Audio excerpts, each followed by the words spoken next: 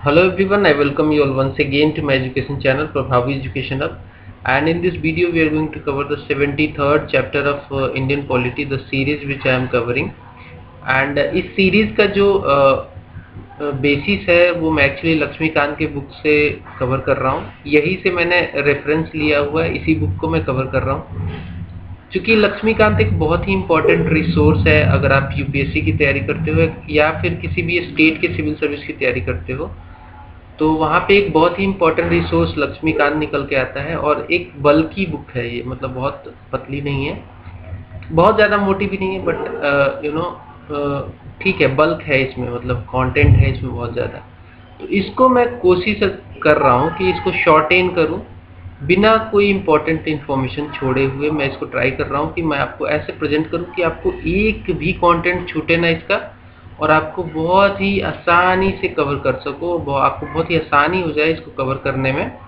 मेरे वीडियोस को देखना है, लास्ट में आपको मैं पीडीएफ दे दूंगा। पीडीएफ को आपको नोट की तरह यूज़ करना है, पीडीएफ 100% लेना है आपको, बिकॉज अगर आप रिवाइज नहीं करोगे तो हो जाएगी दिक्कत। बिकॉज सक्सेसफुल और अनसक्सेसफुल कैंडिडेट्स के बीच में मात्र एक ही अंतर होता है, वो होता है रिवीजन का।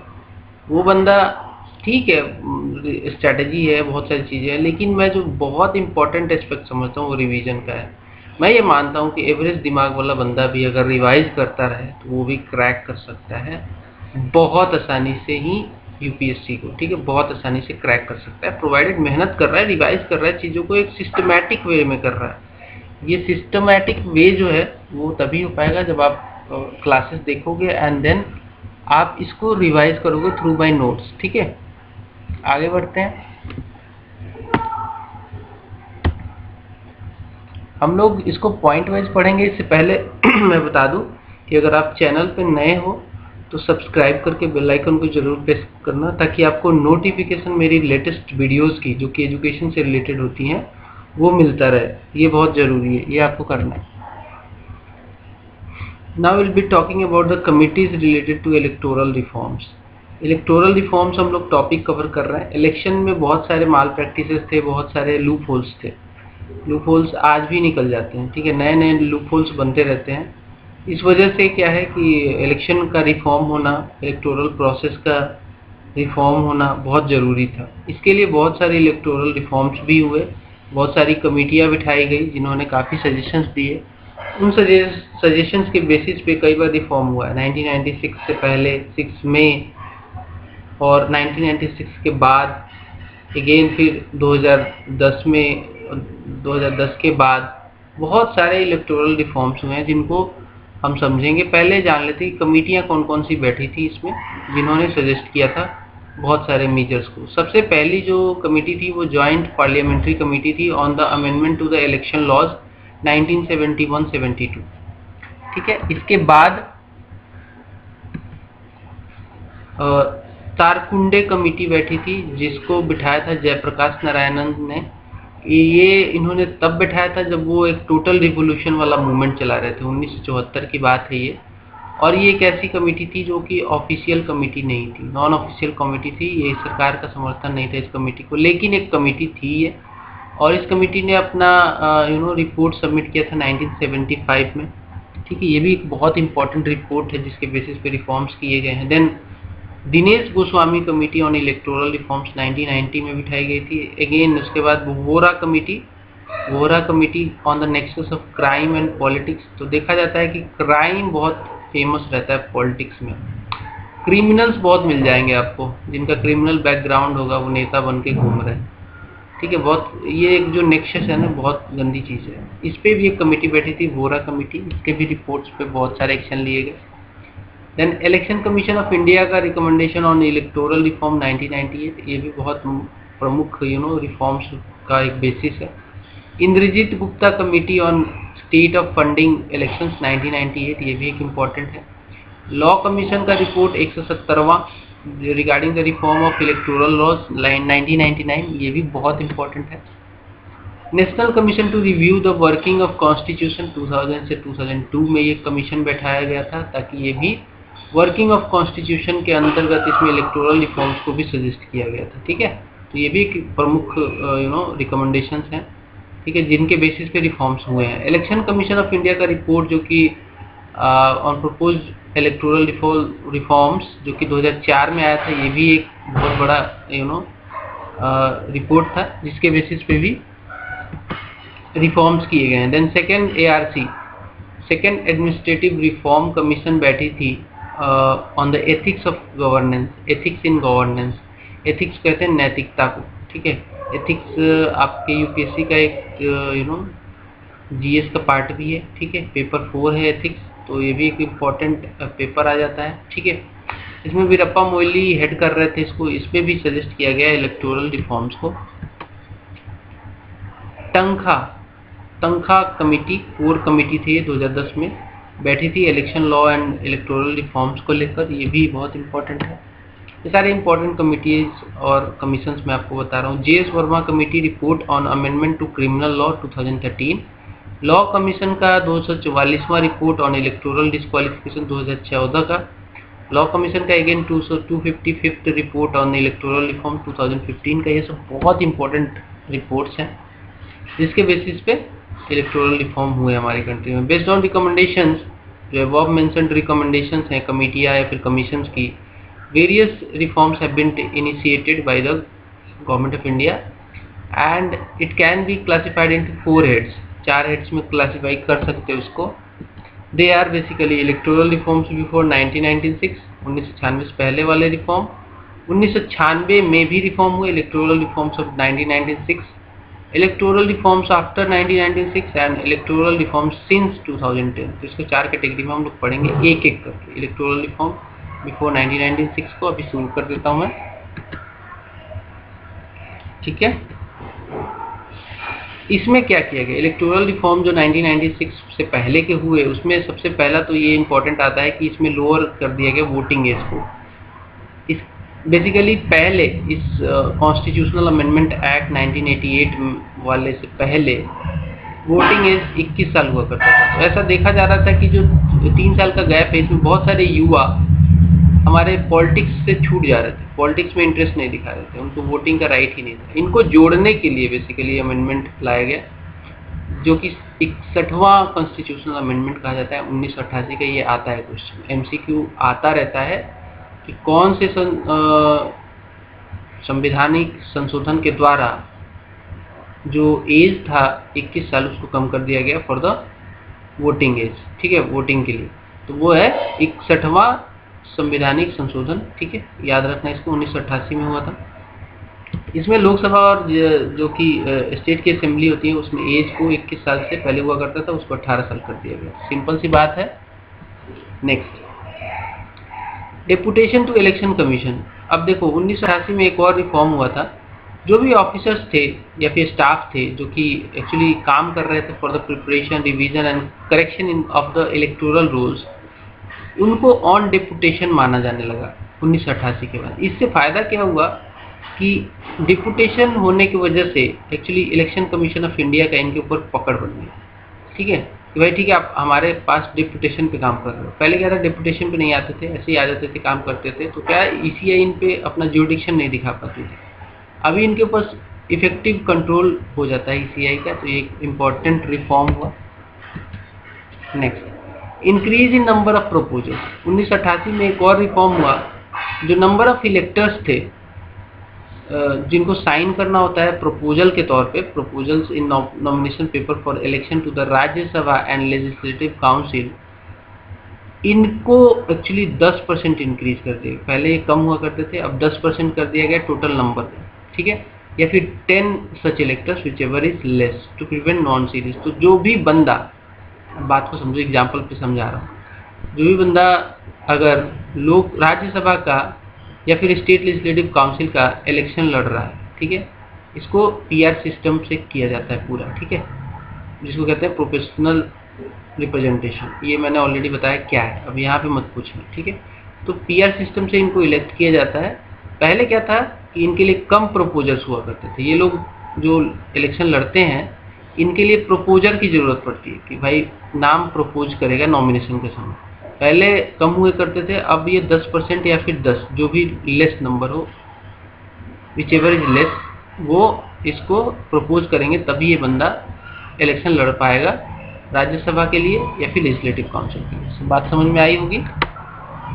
इसलिए किया गया ताकि जो नॉन सीरियस कैंडिडेट थे उनको प्रिवेंट किया जा सके। नेक्स्ट है इलेक्ट्रॉनिक वोटिंग मशीन। अब देखो ये बहुत इंपॉर्टेंट इवेंट था। 1989 में फर्स्ट टाइम इसको एक्चुअली प्रपोजल रखा गया कि इलेक्ट्रॉनिक वोटिंग मशीन से इलेक्शन कराना चाहिए, लेकिन ये हुआ नहीं।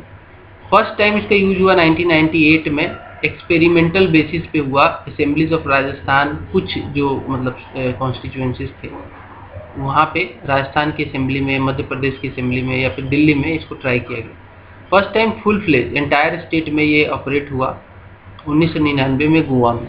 ठीक है, ये क्वेश्चन आ सकता है। गोवा में first time full fledge EVMs use हुए एंटायर स्टेट में असेंबली इलेक्शन में। कब हुए? 1999 में। नेक्स्ट देखते हैं, बूथ कैप्चरिंग एक बहुत बड़ा मुद्दा था। बूथ कैप्चरिंग क्या होता था? बूथ कैप्चरिंग पहले समझ लो होता क्या है। मान लो कोई भी बंदा, बूथ है कोई, और यहाँ पे इस बूथ को ही कैप्चर कर लिया किसी गूंस ने, गुंडों ने आके इसको कैप्चर कर लिया और एक पर्टिकुलर किसी भी बंदे के कैंडिडेट के ऊपर वोटिंग डालने लगे कैप्चर करके। ठीक है, ये कहते हैं booth capturing.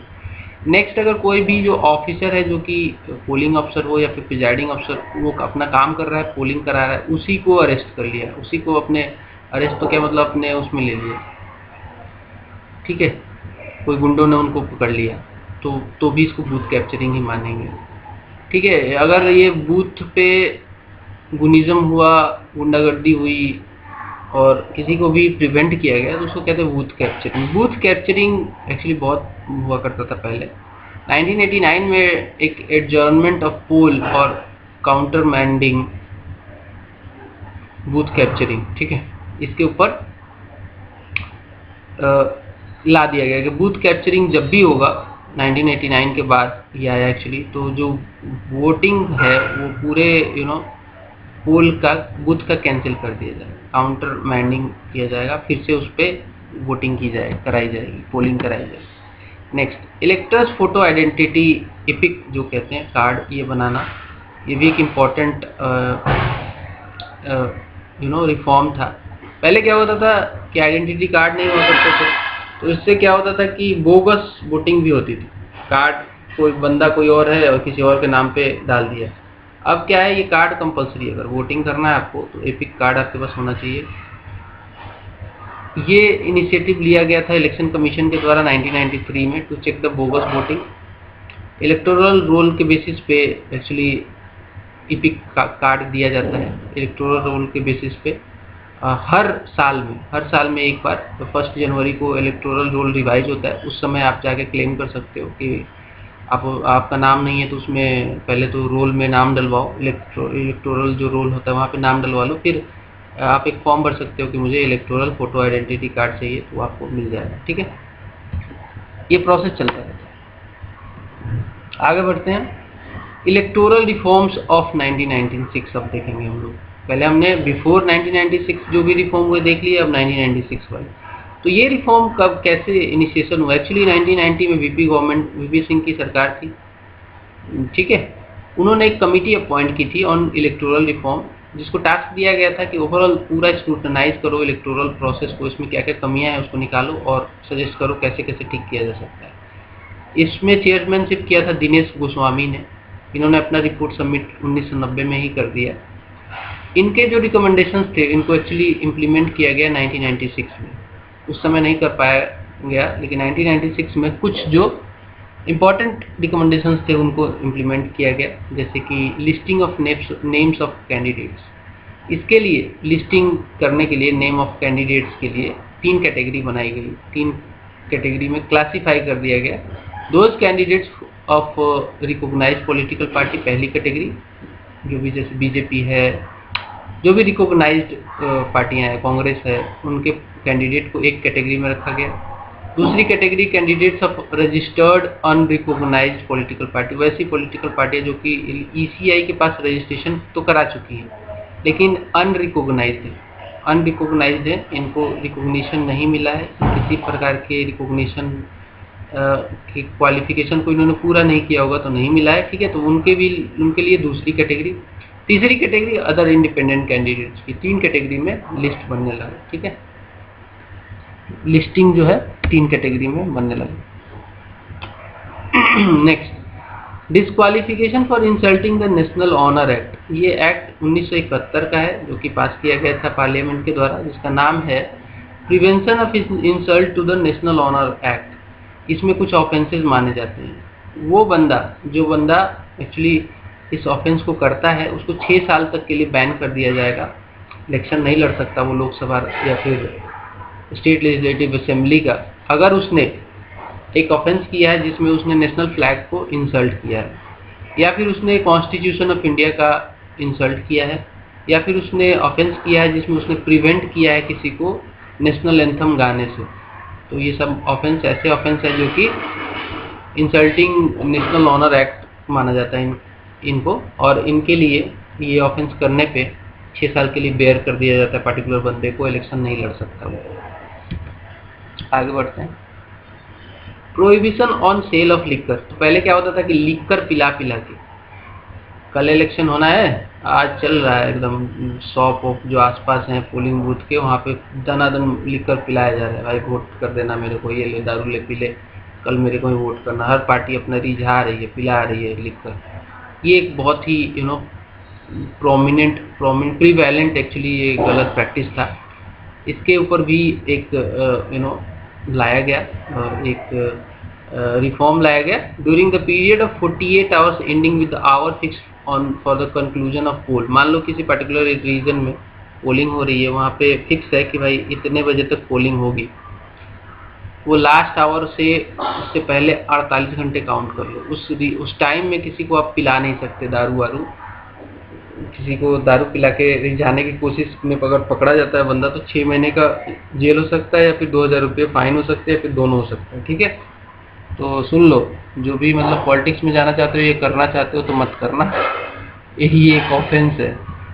Anyway, number of proposers for the nomination of candidate subscribed by 10 registered electors for the constituency as a proposer not sponsored by a recognised political party. अब देखो मैं शॉर्ट में लिखता हूँ तो ऐसे आपको तो समझ में आए, इसलिए मैं एक्सप्लेन भी करता हूँ।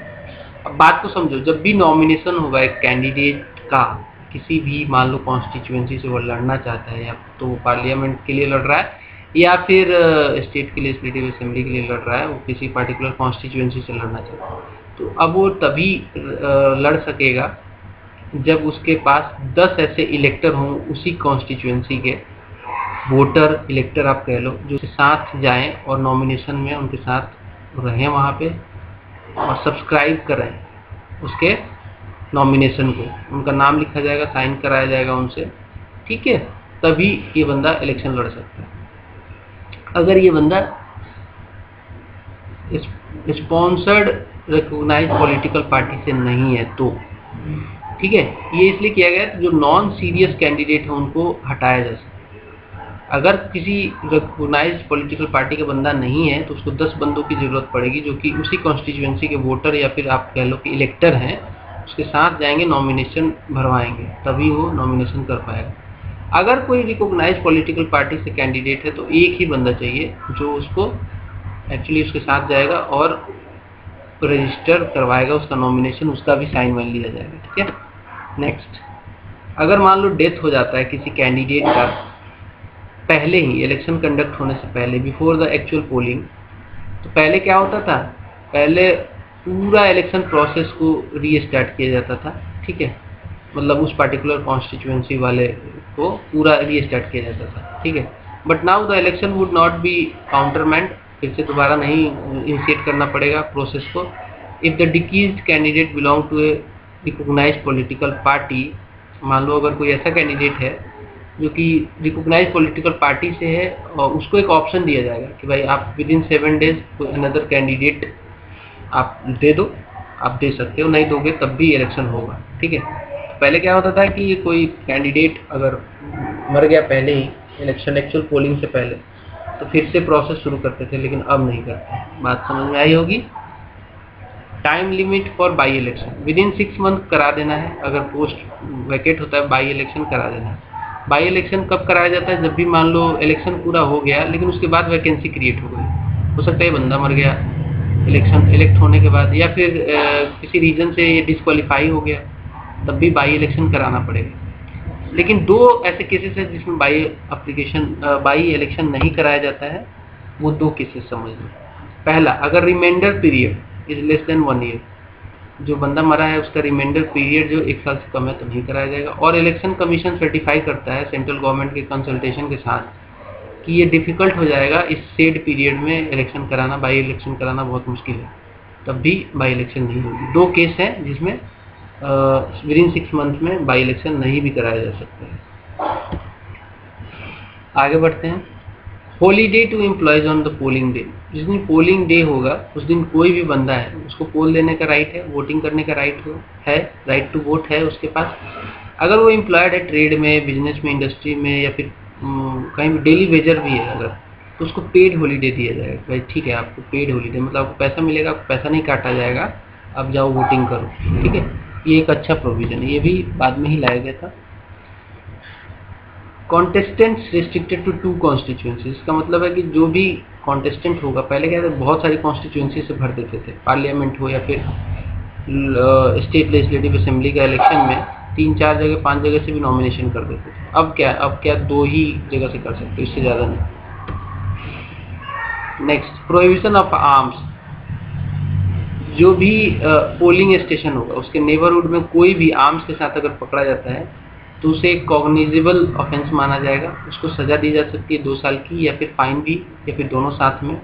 उसके जो पकड़ा गया हथियार है उसको जब्त कर लिया जाएगा और उसके लाइसेंस को भी रद्द कर दिया जाएगा। लेकिन ये अप्लीकेबल नहीं है अगर मान लीजिए पुलिस है तो वहाँ आर्म्स चाहिए, तो उसके पे अप्लीकेबल नहीं है। प्रिजाइडिंग अफसर के साथ पुलिस रहता है तो वो भी अब उसको भी नहीं अरेस्ट कर लेंगे जो गलत लोग हैं उनको किया जाएगा। Next,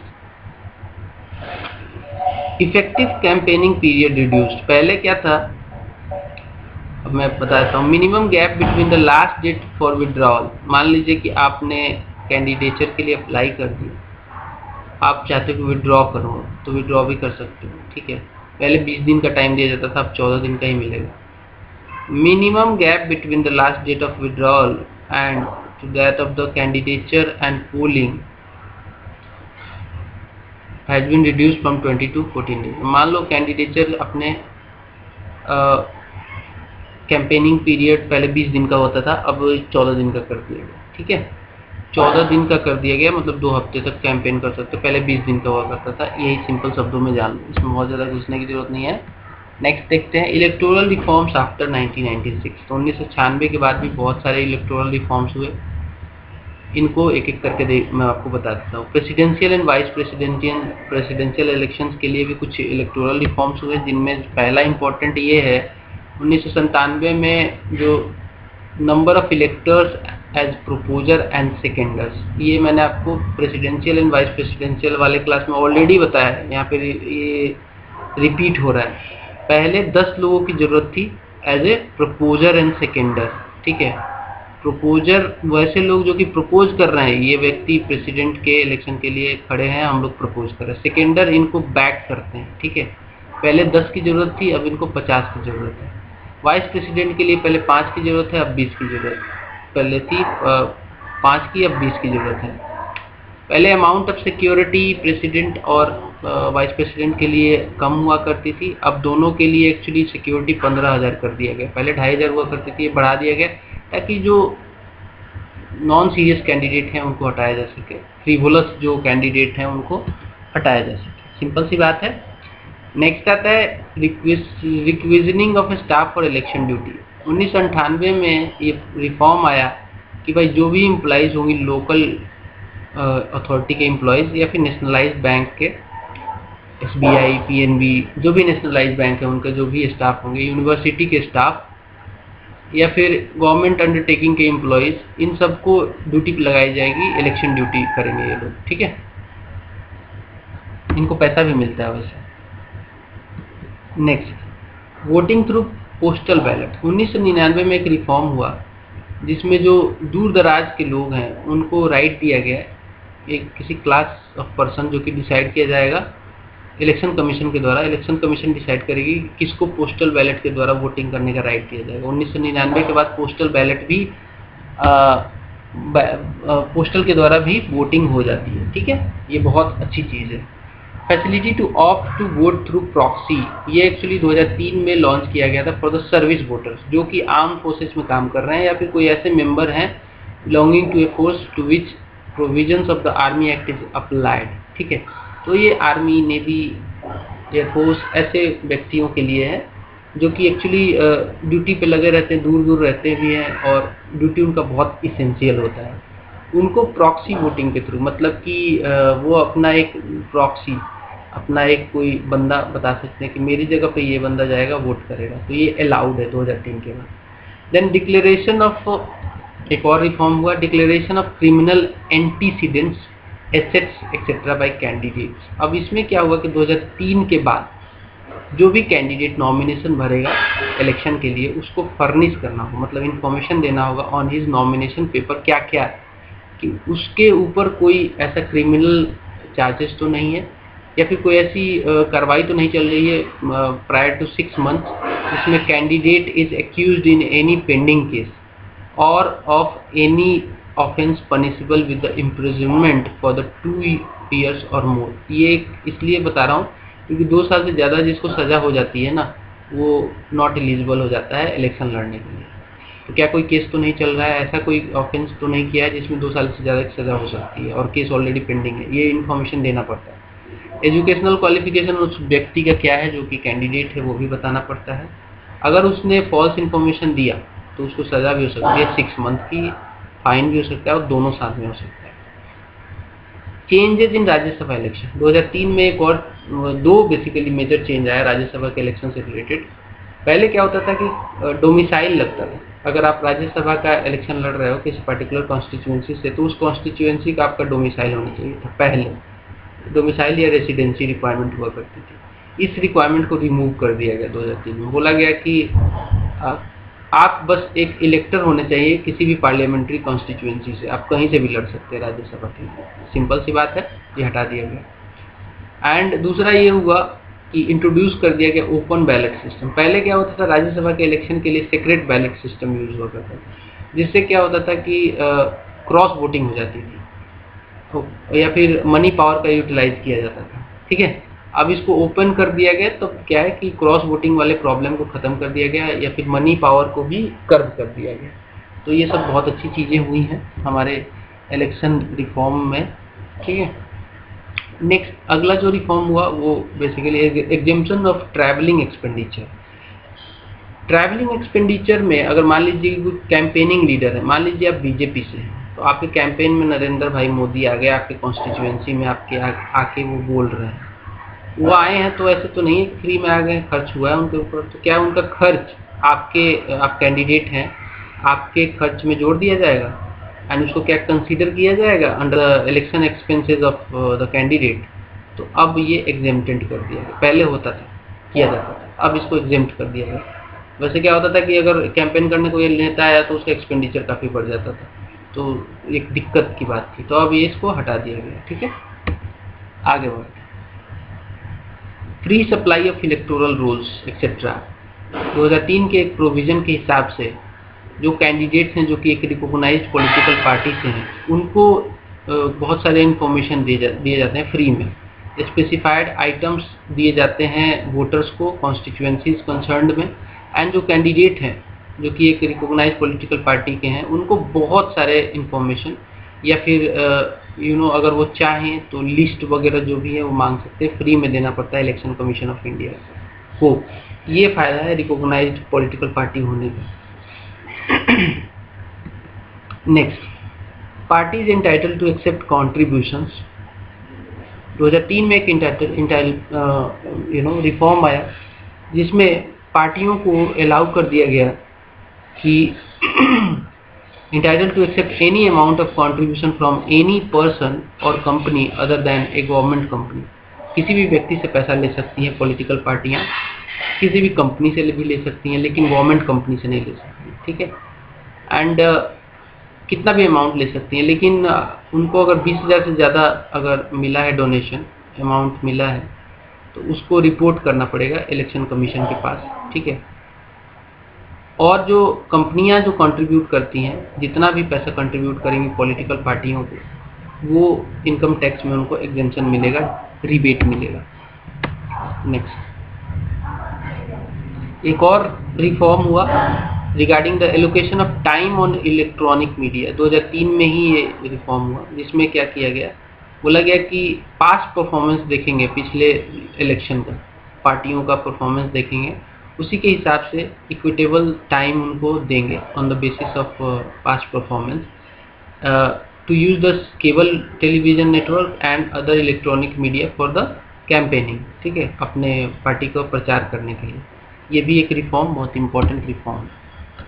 next, introduction of Braille signage feature in EVMs. पहले क्या होता था कि ब्रेल साइनेज जो फीचर था नहीं हुआ करता था ईवीएम में। इसके वजह से जो अंधे जो वोटर हैं, जिनको विजन नहीं है, जिनका, उनको बेसिकली हेल्प लेनी पड़ती थी किसी दूसरे व्यक्ति की।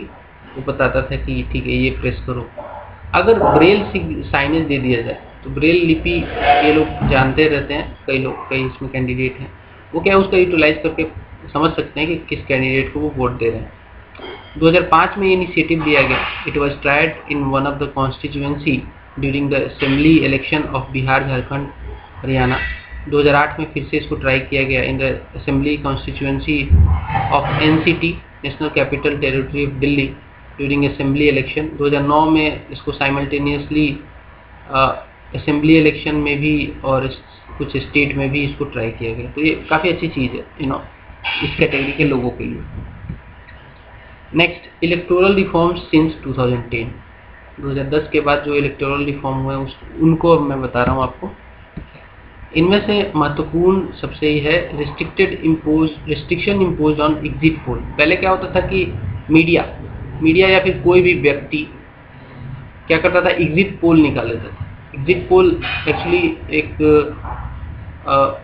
प्री वो है, मतलब कि इलेक्शन हुआ तो अभी हो ही रहा है या फिर नहीं भी हुआ, तो जनता का मूड जानने की कोशिश करते थे। एग्जिट पोल लेके जाते थे, सर्वे करते थे जनता क्या कह रही है, और पोलिंग निकाल लेते थे कि इस पार्टी को इतना मिलेगा, इस पार्टी को इतना मिलेगा। इस पर रिस्ट्रिक्शन लगा दिया। Conducting exit poll, result of exit poll during the period notified by election commission is now offence. And इसके लिए कि कोई व्यक्ति अगर करता है तो इम्प्रिजमेंट हो सकती है, उसको 2 साल की, फाइन भी हो सकता है, दोनों हो सकते हैं। ठीक है, एग्जिट पोल नहीं करना, एक जो नोटिफाइड पीरियड है उसमें नहीं करना होता है। Next, time limit for submitting A case for disqualification. Simplification of the procedure कर दिया गया for the disqualification if a candidate is found guilty of corrupt practices. 3 महीने का उसको टाइम लिमिट दिया जाएगा कि भाई उसको सबमिट करना है अगर पिटीशन कि गलत है तो उसके 3 महीने का टाइम भी दिया जा सकता है। He can submit the case of a person found guilty of corrupt practices to the president. ठीक है, 3 महीने का टाइम दिया जाएगा उसको। मतलब समझो, सिंपल शब्दों में बताता हूँ कि जो करप्ट प्रैक्टिस पाया जाता है अगर किसी कैंडिडेट ने किया है तो उसको डिस्क्वालीफाई करने का जो प्रोसेस था पहले कॉम्प्लिकेटेड हुआ करता था, उसको सिंप्लीफाई किया गया रिफॉर्म के द्वारा। एंड उसको 3 महीने का टाइम दिया गया कि भाई आपको डिस्क्वालीफाई कर रहे हैं हम लोग, 3 महीने का टाइम है, आप इस 3 महीने में पिटीशन डाल के आप चाहो तो क्लेम कर सकते हो कि आप सही हो, गलत नहीं। ठीक है, सिंपल सी बात। आगे बढ़ते हैं। All officials included in corrupt practices. ठीक है, जो भी व्यक्ति जो कि इलेक्शन कमीशन के रिसोर्स का पार्ट है, वो चाहे सीई हो, चीफ इलेक्टोरल ऑफिसर हो, डिस्ट्रिक्ट इलेक्टोरल ऑफिसर हो, या फिर रिटर्निंग ऑफिसर हो, या फिर प्रिजाइडिंग ऑफिसर हो, कोई भी व्यक्ति अगर करप्ट प्रैक्टिस में आता है तो उसको भी, उसके ऊपर भी कार्रवाई की जाएगी। All officials are included in the corrupt practice, किसी को नहीं छोड़ा गया। ये भी एक रिफॉर्म हुआ, अच्छा रिफॉर्म है। Next, increase in security deposit. जो व्यक्ति कॉन्टेस्ट करेगा लोकसभा का इलेक्शन, उसको अगर नॉमिनेशन करता है तो उसको सिक्योरिटी जमा करनी पड़ेगी। पहले क्या 10,000 जमा करता था, लेकिन ये एक रिफॉर्म आया 2009 का, ये रिफॉर्म था। अब उसको 25,000 जमा करना पड़ता है। आज के डेट में लेटेस्ट 25,000। अगर आप लोकसभा का इलेक्शन लड़ रहे हो तो आपको सिक्योरिटी अमाउंट जमा करना पड़ेगा। और कई बार ये कुर्की जब्ती भी हो जाती है इसकी, ठीक है। अगर आपको रिक्वायर्ड अमाउंट में वोट नहीं मिला, कुछ एक वोटिंग का एक पर्टिकुलर वो है, एक लिमिट है, एक नंबर है, उस नंबर को नहीं पाया आपने तो वो आपको ये जब्त हो जाता है। जनरल कैंडिडेट के लिए है 25,000, SC/ST है तो 12,500, ठीक है। अगर स्टेट लेजिस्लेटिव असेंबली में लड़ रहे हो और आप जनरल से हो तो आपको 10,000 देना पड़ेगा, पहले 5,000 देना होता था। और आप SC/ST से हो तो आप पहले 2,500 देना होता था, 5,000 देना होता है सिक्योरिटी डिपॉजिट। नेक्स्ट है appellate authority with in the district. जो भी अगर इलेक्टोरल रजिस्ट्रेशन से कोई मुद्दा निकल के आता है, कोई दिक्कत होती है, मान लीजिए आपका नाम इलेक्टोरल रोल में इलेक्टोरल रजिस्ट्रेशन ऑफिसर नहीं डाल रहा है, तो उसके अगेंस्ट आप केस कर दो जाके, ठीक है। केस कर दो। अपेलेट अथॉरिटी डिस्ट्रिक्ट में ही बनाई जाएगी। डिस्ट्रिक्ट मजिस्ट्रेट होता है उसका हेड, या फिर डिस्ट्रिक्ट कलेक्टर हो सकता है, ठीक है। ये लोगों के पास आप जाके क्लेम कर सकते हैं। Voting rights to citizens of India living abroad, ठीक है। अब्रोड में जो लोग रह रहे हैं लेकिन उन्होंने सिटीजनशिप दूसरे कंट्री का नहीं लिया है, ठीक है। अब्रोड में रह रहे हैं, सिटीजनशिप दूसरे कंट्री का नहीं लिया है, साथ में उनका नाम किसी पार्टिकुलर इलेक्टोरल रोल में दर्ज है, जहाँ से उनका एक्चुअली एड्रेस है जिस पासपोर्ट पे, उसी कॉन्स्टिट्यूंसी में उनका नाम भी दर्ज है। बिजनेस पर्पस से, एजुकेशन पर्पस के लिए या फिर किसी पर्पस से वो बाहर गए हुए हैं, विदेश में हैं, तो क्या वो वोट कर सकते हैं? पहले इनको राइट नहीं था, अब वो लोग जो अब्रॉड में लिव कर रहे हैं, अब्रॉड में दूसरी कंट्री में, उनको राइट दे दिया गया है। प्रोवाइडेड कि उनको सिटीजनशिप दूसरे कंट्री का नहीं मिला है, नहीं लिया है उन्होंने, तो वो कर सकते हैं। उसी कॉन्स्टिट्यूएंसी में कर सकते हैं जिस कॉन्स्टिट्यूएंसी का एड्रेस उनके पासपोर्ट में लिखित है, दर्ज है। Next, online enrolment in electoral roll. 2013 के बाद पहले क्या होता था कि एक्चुअली ऑनलाइन प्रोसेस नहीं था, आपको जाना पड़ता था इलेक्टोरल रोल में नाम दर्ज कराना पड़ता था। लेकिन अभी क्या है, प्रोसेस ऑनलाइन हो गया। आप चाहो तो इलेक्टोरल रोल में ऑनलाइन अपना नाम दर्ज करा सकते हो। इसके लिए पार्टिकुलर प्रोसीजर फॉलो करना होता है। इसके लिए जो एक रूल था, रजिस्ट्रेशन ऑफ द इलेक्टर रूल 1960 का, उसको अमेंड किया गया 2013 में, ताकि ये प्रोसेस को इनिशिएट किया जा सके, लीगलाइज किया जा सके। Next, introduction of NOTA option. NOTA कहते हैं none of the above option. अगर आप एक इलेक्टर हो, वोटर हो, आपको लगता है कि कोई भी कैंडिडेट आपको पसंद नहीं है लिस्टेड कैंडिडेट में से, तो आप नॉन ऑफ द एबव मार सकते हैं। नॉन ऑफ द एबव मतलब आपको ऊपर का कोई पसंद नहीं है, कैंडिडेट की कोई भी आपके चॉइस का नहीं है, आपको नहीं लगता है कि सक्षम व्यक्ति है, तो आप नन ऑफ द एबव लगा सकते हो, ठीक है। ये एक्चुअली सुप्रीम कोर्ट के इंटरवेंशन के बाद हुआ। एक्चुअली कहानी ये है कि PUCL कहते हैं public union of civil liberty के लिए ये लोग काम करते हैं, एक NGO है ये, ठीक है। इसने एक्चुअली एक केस पिटीशन फाइल किया था सुप्रीम कोर्ट के पास कि वैसे लोग जो कि न्यूट्रल हैं, जो नहीं देना चाहते वोट किसी को भी, उनको नहीं लगता कि कैंडिडेट्स जो हैं एबल हैं, तो उनके लिए क्या है, तो उनके लिए नोटा एक्चुअली सुप्रीम कोर्ट ने इंट्रोड्यूस कराया, ठीक है। पहली बार इंट्रोड्यूस हुआ, ये इलेक्शंस हुए स्टेट लेजिस्लेटिव असेंबली के छत्तीसगढ़, मध्य प्रदेश, मिजोरम वगैरह में, दिल्ली में, राजस्थान में, तो उसमें इसको इंट्रोड्यूस करा दिया गया।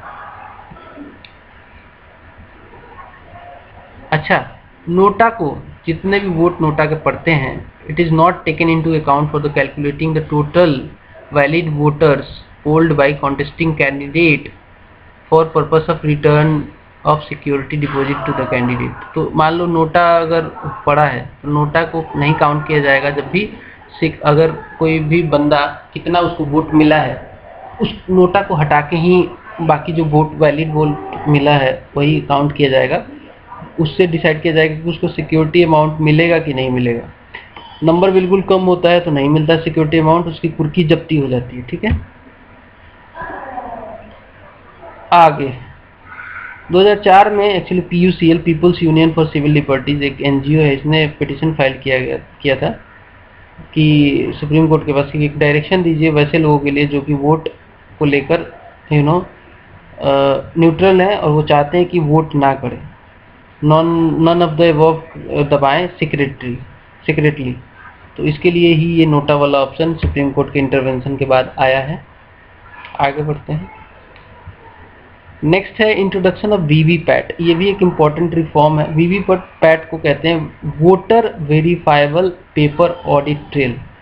ईवीएम के साथ ये एक अटैच्ड मशीन होता है, ठीक है, ऐसा मशीन होता है एक अटैच्ड, इसमें से पेपर निकलता है। आपने इधर दबाया किसी पर्टिकुलर व्यक्ति के कैंडिडेट के ऊपर, वोट किया और यहाँ से पेपर निकल जाएगा। ये कुछ सेकंड्स के लिए आपको दिखेगा, इस पर दिखेगा कि आपका नाम दिखेगा, आपने कहाँ किसको वोट दिया, सब कुछ दिखाएगा। इसके बाद ये पेपर ऑडिट ट्रेल जो है यहाँ पे नीचे एक बॉक्स टाइप का होता है, उसमें गिर जाता है, ठीक है। तो फिर आपको ये दिख जाएगा कि हाँ भाई आपने जो किया है वो सही व्यक्ति को गया है। तो एक वेरीफाई आप कर लेते हो कि आपने सही व्यक्ति को दिया है वोट, ठीक है। A slip is printed and receipt automatically gets cut and fall into the sealed drop box of VVPAT, ये वाले में, ठीक है। बात समझ में आई होगी। ये इसलिए ताकि मतलब जो फ्री इलेक्शन है उसको इंश्योर किया जा सके कि आप दबा रहे हो कहीं और, वोट जा रहा है कहीं और, ऐसा तो नहीं हो रहा है ना। इसको देखने के लिए वीवीपैट बहुत इंपॉर्टेंट है। It is considered to be an indispensable requirement of free and fair election. VVPATs were first used in by-election of the Nok-Sen Assembly constituency, जो कि नागालैंड में पड़ती, पहली बार यूज किया गया था, held in 2013. Thereafter, VVPATs have been used in selected constituency during every general election to the state legislative assembly, और उसके बाद 2014 के बाद तो अब इसको यूज करते ही हैं, ठीक है। आगे बढ़ते हैं। पर्सन्स इन जेल और police custody can also contest elections. इसके लिए एक्चुअली अमेंडमेंट करना पड़ा था। पहले क्या था, पटना हाई कोर्ट ने बोला कि जो व्यक्ति जेल में है वो वोटिंग नहीं कर सकते, वोटिंग नहीं कर सकते तो इलेक्शन भी नहीं लड़ सकते, क्योंकि एक वोटर ही इलेक्टर भी होता है, अगर एक वोटर ही कैंडिडेट भी हो सकता है। वोटर नहीं है तो कैंडिडेट नहीं हुआ, सिंपल सा कॉन्सेप्ट है इलेक्शन का। लेकिन 2013 में ये सुप्रीम कोर्ट ने अपील किया। बाद में इसको एक्चुअली लगा कि नहीं, ये ठीक नहीं है यार, एक व्यक्ति जो जेल में है उसको वोटिंग का राइट मिलना चाहिए। तो 2 अमेंडमेंट हुए। एक अमेंडमेंट हुआ एक्चुअली, अमेंडमेंट हुआ representation of the people act में, और 2 नए प्रोविजन उसमें जोड़ दिए गए, ठीक है। पहला कि अगर reason of the prohibition to vote either due to in jail और in police custody not cease to be an elector. On the reason of prohibition to vote either in jail or police custody, मान लीजिए कोई व्यक्ति है जो कि jail में या फिर पुलिस कस्टडी में, तो वोट नहीं कर सकता है। ये रीजन को खारिज कर दिया गया, बोला गया कि it is not the reason to cease an elected to be non elected, ठीक है। बोला गया कि नहीं, ये ग्राउंड नहीं है, तो इसको कैंसिल कर दिया गया। नेक्स्ट बोला गया कि एक मेंबर ऑफ पार्लियामेंट जो होगा और स्टेट लेजिस्लेचर का जो मेंबर होगा shall be disqualified only if he is so disqualified under the provision of this act, ठीक है। पहले क्या था कि दूसरे प्रोविजन पे भी डिस्क्वालीफाई कर लेते थे, लेकिन अब क्लियर बोल दिया गया कि इसी एक्ट के प्रोविजन के हिसाब से डिस्क्वालीफाई होगा, नहीं तो नहीं होगा। तो अब क्या है, इसी के वजह से अब चूंकि वो वोटर जो है जेल में है तो उस ग्राउंड पे उसको डिस्क्वालीफाई नहीं किया जा सकता एज ए वोटर, और अगर वो वोटर क्वालिफाई हो गया तो वो कैंडिडेट भी बन सकता है। इसका मतलब व्यक्ति अगर कोई जेल में है तो इलेक्शन लड़ सकता है, ठीक है।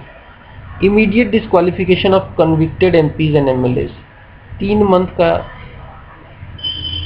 उनको दिया जाता है टाइम अपील का। जैसे पता चला कि कुछ गड़बड़ किया है, इसमें प्रूव हो गया, तो तुरंत ही एमपी एमएलए को हटा दिया जाएगा उसके पोस्ट से, उसको 3 महीने का टाइम दे दिया जाएगा, अपील करो जाके, ठीक है। नेक्स्ट, अब हम बात करेंगे ceiling on election expenditure. Expenditure पहले एक्चुअली इलेक्शन से रिलेटेड कम हुआ करता था सीलिंग, अब उसको बढ़ा दिया गया है। एक्चुअली इलेक्शन लड़ने में बहुत खर्च होता है, तो 2014 में मैक्सिमम सीलिंग जो होता है इलेक्शन एक्सपेंडिचर का लोकसभा सीट के लिए बिगर स्टेट्स में 70 लाख कर दिया गया। पहले 40 लाख हुआ करता था। बिगर स्टेट जैसे कि यूपी, बिहार, महाराष्ट्र, बड़े बड़े स्टेट्स, राजस्थान, इनमें 70 लाख तक खर्च कर सकते हो अगर आप लोकसभा का इलेक्शन लड़ रहे हो। ये लीगल है, इससे ज़्यादा करोगे तो इलीगल हो जाएगा और आपको डिस्क्वालीफाई भी किया जा सकता है। नेक्स्ट, अदर स्टेट्स में, छोटे स्टेट में, यूनियन टेरिटरी में 54 लाख तक कर दिया गया, जो कि पहले 16 लाख से 40 लाख हुआ करता था, ठीक है। अब 54 लाख ही खर्च कर सकते हो अगर आप लोकसभा का इलेक्शन लड़ रहे हो। अगर क्या होगा, जो आप किसी स्टेट की असेंबली का इलेक्शन लड़ रहे हो, बिगर स्टेट में आप 28 लाख तक खर्च कर सकते हो, पहले 16 लाख हुआ करता था, और 20 लाख खर्च कर सकते हो आप छोटे स्टेट में, यूटीज में पहले 8 से 16 लाख करते थे आप, तो अब थोड़ा खर्च बढ़ा दिया गया। Photos of candidate on EVMs and ballot papers after May 1, 2015। तो ऐसा देखा जा रहा था कि कई सारे कॉन्स्टिट्यूएंसीज में एक ही नाम से 2 कैंडिडेट भी हो जाते थे, 3 कैंडिडेट भी हो जाते थे, जैसे पी कुमार या फिर प्रमोद कुमार, 2 नाम एक ही साथ एक ही कॉन्स्टिट्यूएंसी से आ गए। तो हालांकि उसमें कुछ उसमें जोड़ते थे ताकि पता चले डिफ्रेंसिएशन के लिए, इलेक्शन कमीशन करती थी, लेकिन फिर भी कंफ्यूजन रहता था। इस कंफ्यूजन को दूर करने के लिए फोटो चिपका दिया गया। ठीक है भाई, अब नाम सिमिलर है तो आप फोटो से तो पता ही चल जाएगा, आप ही का कैंडिडेट है, आप ही की कॉन्स्टिट्यूएंसी से है, घूमा है, तो फोटो देखते ही पकड़ लोगे, अरे हाँ यार इसको वोट देना है, इसको नहीं। ठीक है, तो फोटो अब चिपकाना होता है सबको 2015 के बाद। Ceiling on cash donation lowered. पहले क्या था, कैश डोनेशन कितने भी अमाउंट में कर देते थे, लेकिन वो सीलिंग कम कर दिया गया। पहले 20,000 तक कैश दिया जा सकता था, 2017 में इसको लोअर कर दिया गया 2,000 तक। 2,000 तक ही अगर आप डोनेशन देना चाहते हो पॉलिटिकल पार्टी को, तो 2,000 तक ही आप कैश में दे सकते हो। उसके ऊपर देना है तो चेक में दो, डिजिटली ट्रांसफ़र करो। ठीक है, कैश नहीं दे सकते, 2,000 से ऊपर कैश नहीं दे सकते। अभी पहले 20,000 दिया करते थे। ये एक बढ़िया स्टेप है। इससे क्या है, जो ब्लैक मनी है उसको कर्व किया जा सकता है। ब्लैक मनी भी कई बार यूटिलाइज किया जाता था, पॉलिटिकल पार्टियों को देके उसको कन्वर्ट कर लेते थे। Cap on corporate contribution lifted. पहले क्या था, कॉर्पोरेट को अपने प्रॉफिट का नेट प्रॉफिट का 7.5% ही अलाउड था कि वो इतना ही दे सकते हैं as a contribution to the political parties. After 2017 budget जो 7.5% का जो लिमिट था उसको हटा दिया गया, लिफ्ट कर दिया गया। ठीक है, अब वो किसी भी अमाउंट में कंट्रीब्यूट कर सकती हैं पॉलिटिकल पार्टियों को। Next, introduction of electoral bonds. ये भी एक बहुत मुख्य कदम मानता हूं मैं, और एक अच्छा कदम है। 2018 में एक ऑल्टरनेटिव टू कैश डोनेशन लाया गया।